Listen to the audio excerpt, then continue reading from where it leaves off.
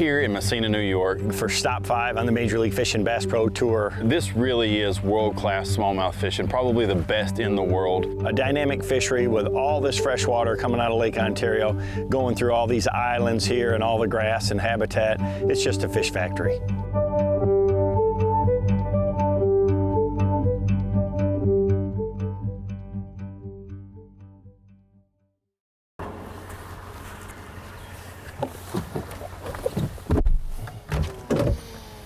Mosquito, state bird up here. Kind of reminds me, this area reminds me of home. A couple things I like is the nice weather. It's not burning up heat and humid like it is down in the south this time of year. And the fishing is just, it's incredible. You know, the St. Lawrence River, Lake Ontario, you know, northern Michigan, Lake St. Clair, just arguably a couple of the best smallmouth fisheries on the planet. There's, you know, Waddington and then Messina, and you know, the whole section of river is open to us. So we've got 92 miles of river to fish, and a lot of fish are up. We got a full moon right now, and there's the last big wave of spawners is up, and these fish are, man, they're big, they're fat and healthy, so it's gonna be fun.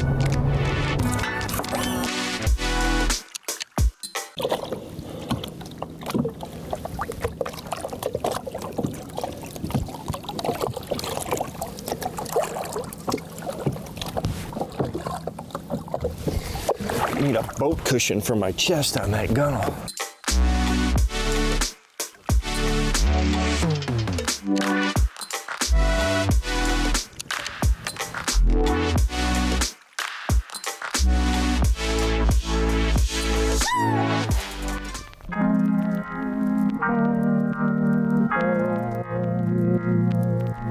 I did not have the best start of the season this year, so I'm really was kind of behind the 8 ball a little bit in Redcrest points and stuff, but you know, winning the last one at Chickamauga, that goes a long ways, get you back up there.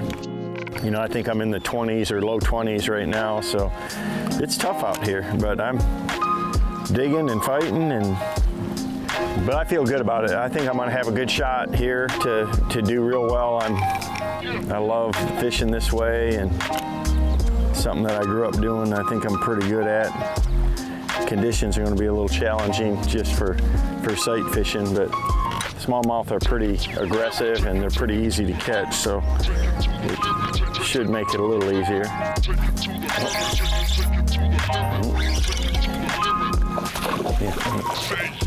Not even scoreable. Well, that's a 2-pounder. I mean, look at that, chunky. Mark him just in case if I'm ever in the area, but that's not what we're looking for.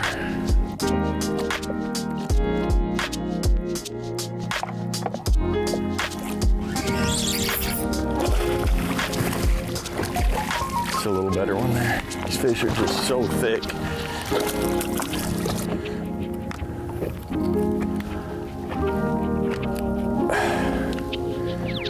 That's a 3-pounder all day.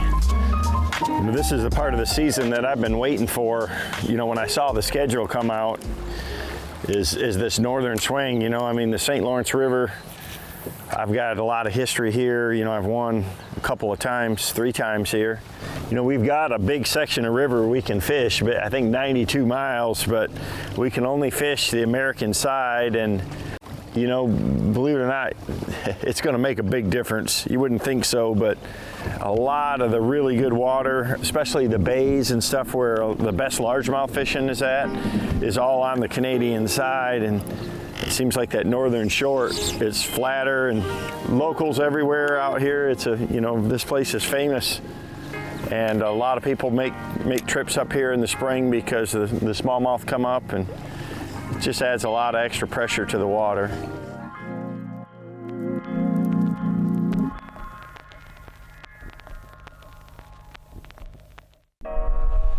Woo-hoo.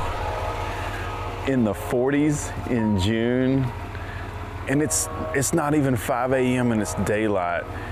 It doesn't get dark till 10. It's daylight at like 4:15, and it's in the 40s in June. None of that makes any sense to me. When you get up here in New York, batteries on your boat are a huge, huge deal because there's so much current. This is not a lake, it is a river. And we were here yesterday for just a few hours. We went down to the lock below, and I was actually drifting at over 10 miles per hour with the current. That's insane. Your trolling motor can't hold that. It's amazing how fast everything gets green because it's still so cold, but yet the grass is green, the trees are budded out, the grass is tall, and there's a deer crossing the road in front of me right now. And I mean, that's what we're talking about. How cool is that? You should have just asked VANDAM where he's putting in. Let me get my face mask. Probably want to get that jacket too. Got to layer up. We first pull in and it's 80, and then again this morning it's in the 40s. Happy birthday. Feeling a little bit okay. This is my birthday sugars because it's my birthday. Let's get this party started. That little seagull over there, he's soaked up too. He's not happy about it being so cold. Just looks like he's in a bad mood, doesn't he? I'm telling you right now, I never knew 22 would be this good.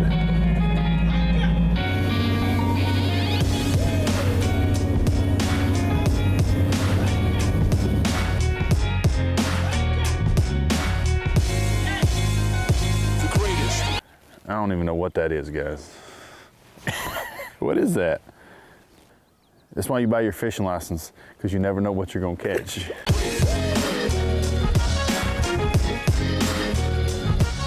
The 3 remaining events all being smallmouth oriented events.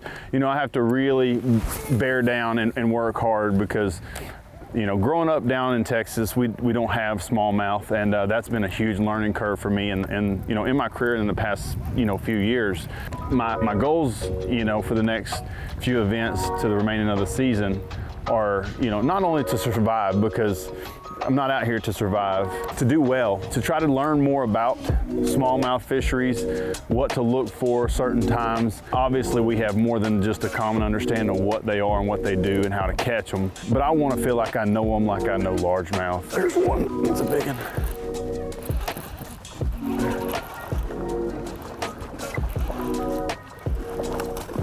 No, don't let anybody tell you that when you come to New York, you have to do it with a fairy wand. Come see me in 2 days, sweetheart. Bring all your friends. So this is my first time to be on the St. Lawrence River. We have over 90 miles of river to fish here in this particular event. That is an astronomical amount of shoreline to cover, and islands and bays and pockets, and there's so much that goes into it because current is such a big deal here. There's great largemouth fishing, there's world-class smallmouth fishing. Obviously, I would gravitate toward the largemouth just because that's where I come from, that's what I feel comfortable doing, but I also know that I have to keep the smallmouth very honest here because this is the type of place that they will dominate, and if you miss that and the largemouth fishing is good, but not phenomenal, you will not even be able to compete. I'm spending a little more time up here each and every time we come. You know, make the last 2 cups and then stay in the hunt for the angler of the year. You know, these next 3 events are just big. You know, we've got 79 of the other best guys in the world, so we got our work cut out for us this year on the last 3 events.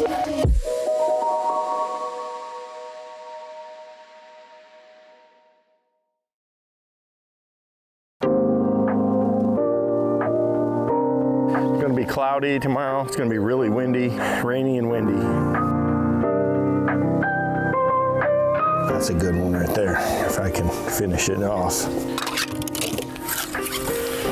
I usually just put 4s on those. Tackle prep is just, it's critical. You know, you want to make sure that you have, you know, fresh line and change all your hooks and things like that. But the other big thing is while you're doing it and you're rigging stuff, you're thinking about where you're going to use it at. You know, you're kind of game planning for your day, breaking down, you know, looking at what the weather's going to be, and basically everything about planning and hopefully executing, you know, the game plan that you put together. So we spend a lot of time prepping tackle. Every tournament that you don't do well in, it's tough. On this format, it's been just kind of an up and down year, but this is the time of the year that I look forward to, and it's when, you know, I should catch them. So you never know how things are going to go. You know, these 3 events, 5, 6, and 7, are going to be, you know, big water, big wind. So it's all about the conditions and being able to adapt to it. And, you know, so far, so good, but there's a lot of fishing left to do.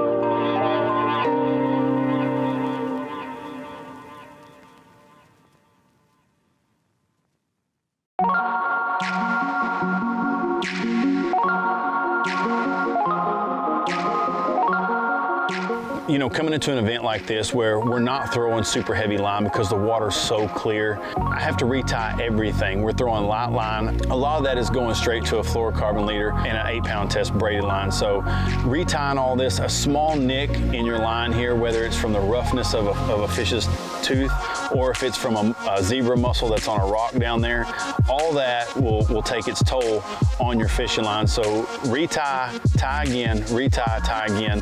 That is something that you have to do continuously when you're up here fishing in this clear water. This is the kind of practice that you want to catch them all because you drove so far to get here. You hate to shake any of them off because, you know, you don't get to come up here but once every few years. I'm excited about day 1, a little nervous about it though, to be honest with you.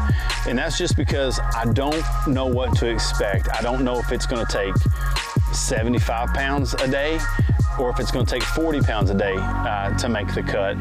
But it will take somewhere between 40 and 75 pounds a day to make the cut. I can guarantee that. There's that many fish in this body of water. So we've got our work cut out for us. Tomorrow's day 1. And at the end of the day, we're going to see where the chips fall.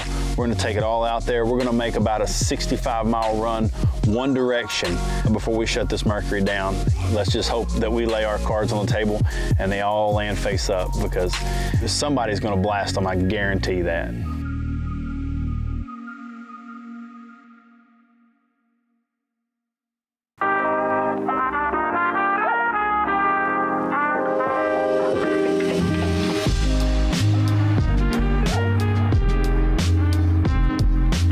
You know, the weather is going to be the big it factor this week, without a doubt. You know, we've had nice weather for practice, so that made it nice. You know, I've been able to find a lot of fish. It's just being able to fish them and get to them. So today's going to be pretty decent. It's clouds. You know, I'd rather have sun. It's so important to be able to see up here, to see the structure. A lot of these fish are shallower now.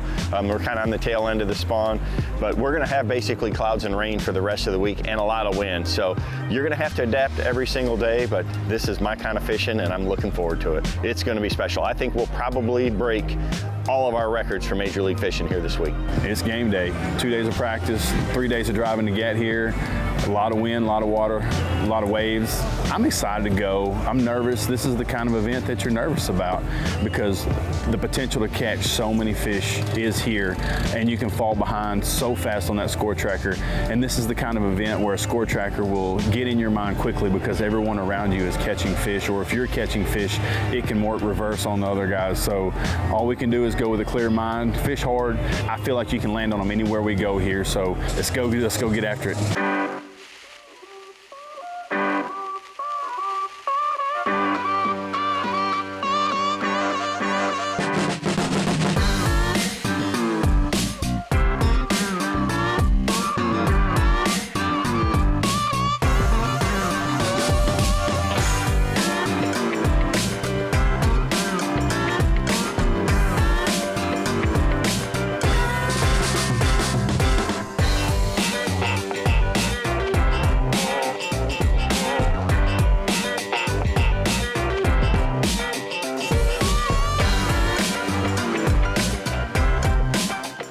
So today was one of those days that I really didn't know what to expect here. I knew it was going to be unbelievable fishing, and the guys really showed out and caught them. You know, a lot of the fish that I had found were actually gone. So, you know, I scrambled around and just kind of managed the conditions and had a solid day. Caught some real good ones. I know things are going to change, and it's going to be a challenge to keep up with it, but solid first day. This place is absolutely amazing, the amount of fish that are in it. I can't say enough about it. It was a special day on the water. 130 pounds of bass and still not leading the round. That will tell you just how great this place really is. But we really need to go back out and honestly, I feel like look for more fish to try to put ourselves into championship rounds.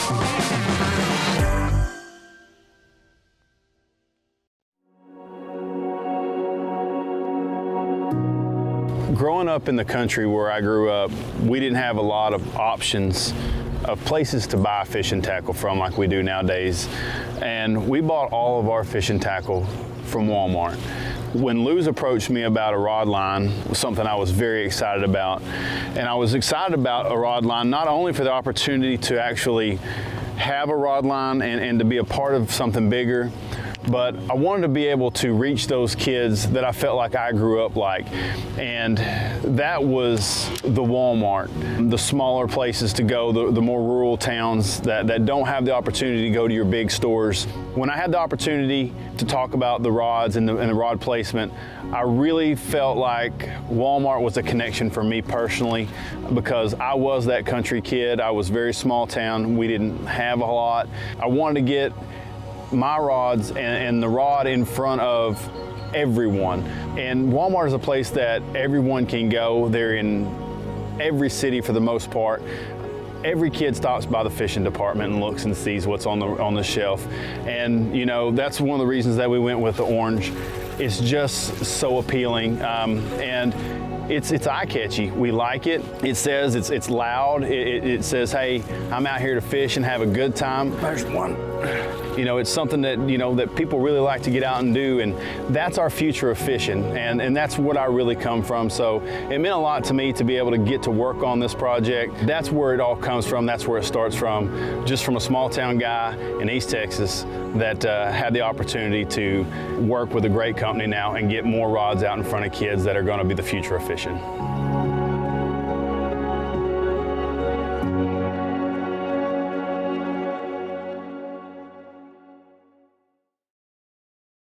You know, it's challenging on the Bass Pro Tour because, you know, you get 2 days where you got to make it through the elimination round. Then if you win that, you can go right to the championship round, which is so hard to do. There are arguably 80 of the best guys out there. When you make it to the knockout round, you still got to make that top 8 to make it to the championship round. But boy, if you can get to that championship round, anything can happen. You know, guys that manage that, you know, the Major League Fishing format is not new to me, but it's just, you've got to have kind of everything go right and kind of have things fall your way to be able to put it all together. So it's tough, and there's nobody that I can say is going to consistently, you can say going in that, hey man, I'm going to win this tournament. You know, it's harder to win one of these, I think, than any other type of tournament.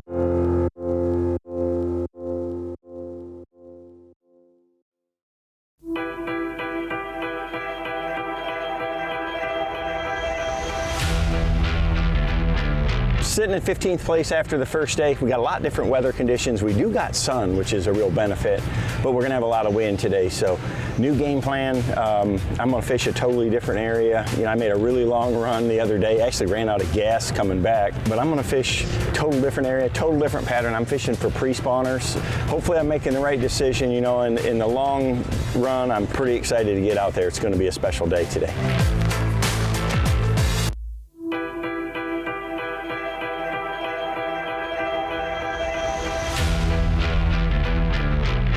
We got a lot of wind, total different day, so we knew that was going to happen. See what we can get done. I feel confident the weight that we have the first day that we're not going to have to catch a lot of fish today to make it into the knockout round, but we still have a chance to maybe win the round.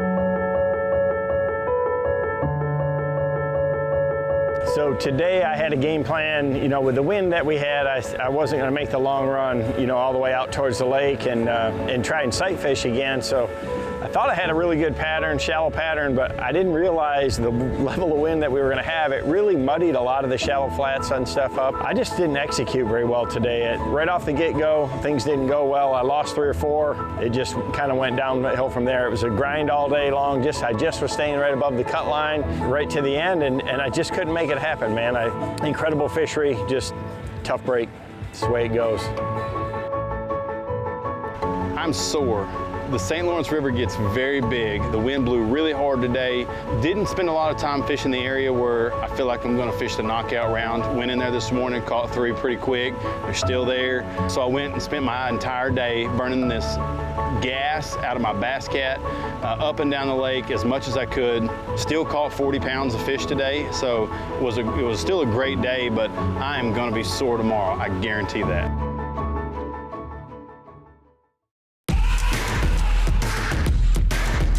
You know, I was the first to admit that, you know, smallmouth fisheries are not my forte, but I also overthink them a lot, and I know that now because smallmouth are really aggressive fish. The problem with the fish in the south is you got to find them. It's the same problem here in the north, but when you find them, you can catch them.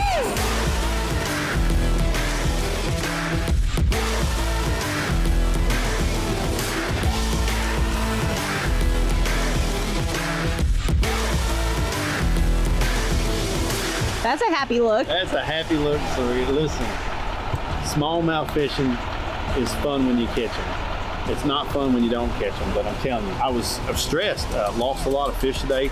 You can tell that they're starting to wrap up, but I think we can get out there one more day, and I don't know about winning it. Somebody's got to win it. We got a 1 in 10 shot. I'm excited about it, but nervous at the same time. We're just gonna go out tomorrow and leave it all on the St. Lawrence River. And that is what 113 pounds and 2 ounces worth of smallmouth bass look like.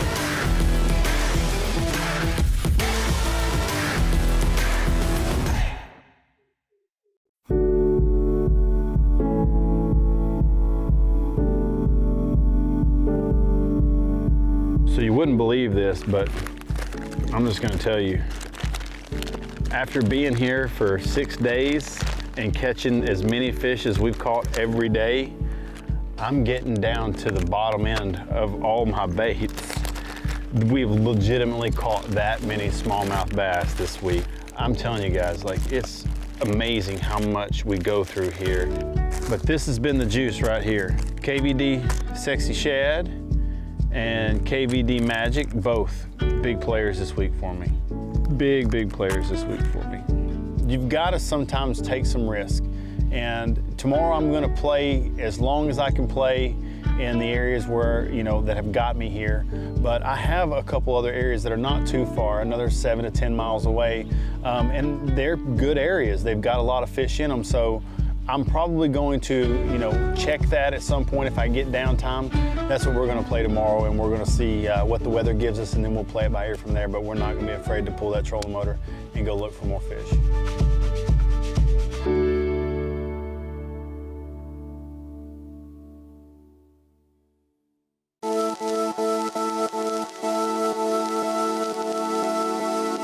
It's a great feeling to be here on championship rounds, and it's truthfully as an adult and as a competitor, it's a great feeling just to be here. So you can look around, we're surrounded by some of the greatest company in bass fishing. That says a lot about the caliber of fishermen that are here right now, so we have our work cut out for us.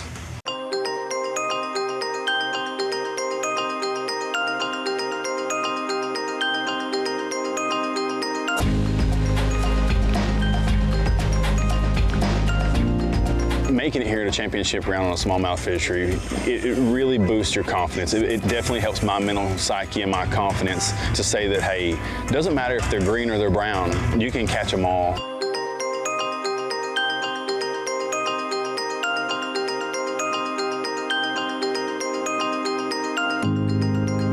Don't get me wrong, I'm ecstatic about the finish and the week here with smallmouth on absolutely a phenomenal fishery. You know, I said it, this place has etched itself into bass fishing history already with the amount of smallmouth that are here and the size of the smallmouth. It's so incredible. Burnt through about 500 KVD Sexy half shells this week. I want to thank you guys, thank Major League Fishing, and you know, the coolest part about this is we get to catch these fish off the beds. And in our format, we weigh them on the boat and we release them, they go right back to the bed. That's super cool about protecting the resource and prolonging the life of the sport. It's super important to protect the resources for future generations. So, great week here in New York, but listen, I'm taking that Chevrolet and this Bass Cat and we're headed south to Texas.